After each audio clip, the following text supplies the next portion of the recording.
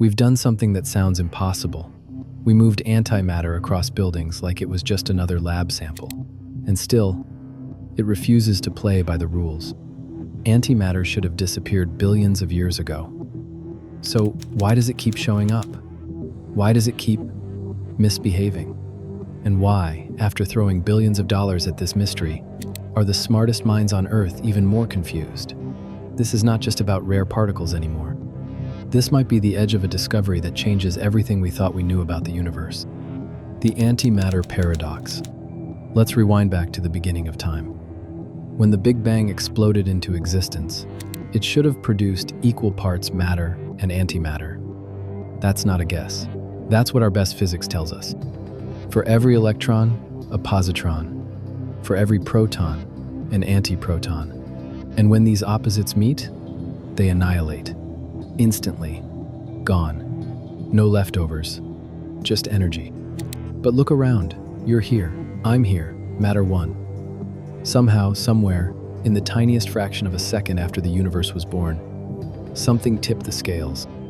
Maybe one extra matter particle in a billion. That's all it took. And that sliver of imbalance is what formed everything. Stars, galaxies, us. Physicists call this the Baryon asymmetry problema. Fancy way of saying, where did the antimatter go? We've known about this imbalance for decades, but we still have no idea why it happened, or how. And until we do, we can't explain why anything exists at all. That's why CERN built the Large Hadron Collider machine the size of a city to smash particles together and look for the tiniest cracks in nature's laws. And this year, they may have found one. It's called CP violation, short for charge parity violation.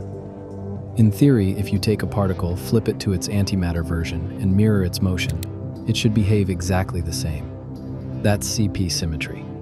And for the most part, the universe obeys it, but not always.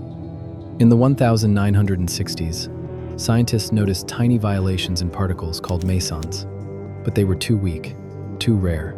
Now, in 2025, something changed. CERN's LHCb experiment found clear evidence of CP violation in a heavier class of particles, baryons. These are the same building blocks as protons and neutrons. This time, it was a particle called the lambda B baryon, and its antimatter twin didn't behave the same. The difference? About 2.5%. That might sound small, but in physics it's enormous. The statistical confidence? 5.2 sigma meaning. The odds of this being a fluke are about 1 in several million. This is real. This is happening. It doesn't solve the mystery, but it cracks the door open. If baryons can violate symmetry, maybe that's how matter won. But CERN didn't stop there. They did something even crazier. They put antimatter on a truck. Sounds like a bad sci-fi plot, right?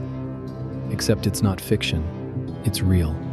For the first time in history, CERN scientists built a mobile magnetic trap to carry charged particle stand-ins for antimatter across their campus. That means we're no longer stuck studying antimatter only where it's created. Why does that matter? Because antimatter is absurdly hard to handle. If it touches normal matter, it vanishes. Boom. Energy. So, no glass jars, no containers. It has to be suspended in a magnetic vacuum, untouched by anything. But CERN made it work. They moved these particles safely across 4 kilometers, over 12 hours. That's a game changer. It means antimatter could be transported to quieter labs, better detectors, or even other countries. It's the first step toward portable antimatter science. And that opens the door to experiments we never thought possible. Does antimatter fall up? And then came the question that sounds like a joke. If antimatter is the opposite of matter, does it fall up? Seriously, scientists at CERN actually tested this in 2023. 2 experiments, Alpha G and G bar C, out to see how antimatter behaves under gravity. They made clouds of antihydrogen, suspended them in magnetic vacuums, and let them go. Would they fall like normal matter, or do something weird? The result? Antimatter falls down, just like everything else. Within the margin of error, gravity still pulls. But here's where it gets interesting. Some data showed a tiny deviation. Not enough to rewrite Einstein, but enough to make scientists squint at the numbers. Because if antimatter falls even 0.1% differently, that's enough to challenge everything from quantum theory to general relativity. So now, CERN's not just dropping antimatter. They're doubling down on testing it with even greater precision. Let me know when you're ready for the second half, where we'll go inside CERN's antimatter factory, explore the mind-bending PUMA project, and reveal why, despite all these breakthroughs, we still haven't solved the antimatter mystery. So where does all this antimatter actually come from? You don't just dig it out of the ground or collect it from space. At CERN, it's made inside one of the strangest machines ever built. It's called the Antiproton Decelerator, or AD. Here's what it does. High-energy protons are slammed into a metal block, creating a burst of exotic particles, including antiprotons, the antimatter version of protons. But here's the problem. Those particles are moving way too fast to study. So scientists slow them down by a factor of 100. 0. That's where ELENA comes in. It's a smaller, ring-shaped device that acts like a cooling system. It brings the particles down to just a few millionths, the speed of light. Why slow them so much? Because only then can you trap them, study them, manipulate them with magnets, lasers, and precision tools. From there, the particles go to different experiments, alpha, base, ASYMmetry, probing the tiniest details of antimatter's behavior. Some study its internal structure. Others compare its magnetic properties to normal matter. Each is hunting for the slightest inconsistency. And they've gotten so precise, they're measuring things to 15 decimal places. The closer they look, the stranger the universe becomes. Now, imagine combining antimatter with atoms that shouldn't even exist. That's the idea behind PUMA, short for Antiproton Unstable Matter Annihilation. CERN is building a portable antimatter trap that can carry over 1 billion antiprotons, not across campus, but between buildings, by truck. The destination?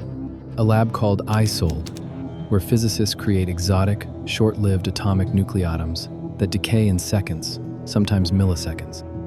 Normally, these unstable atoms and antimatter never meet. They live in separate worlds. But PUMA changes that. Scientists will fire antiprotons directly at these exotic atoms. When an antiproton collides with a proton or neutron, it annihilates, but not randomly. The debris it leaves behind reveals the inner structure of the atom. It's like a microscope made of antimatter. This has never been done before. The hope is that by studying how antiprotons interact with these weird, lopsided nuclei, we'll uncover new forces, new physics, maybe even cracks in the standard model itself. And the real twist? This all hinges on keeping antimatter stable while being driven down the road.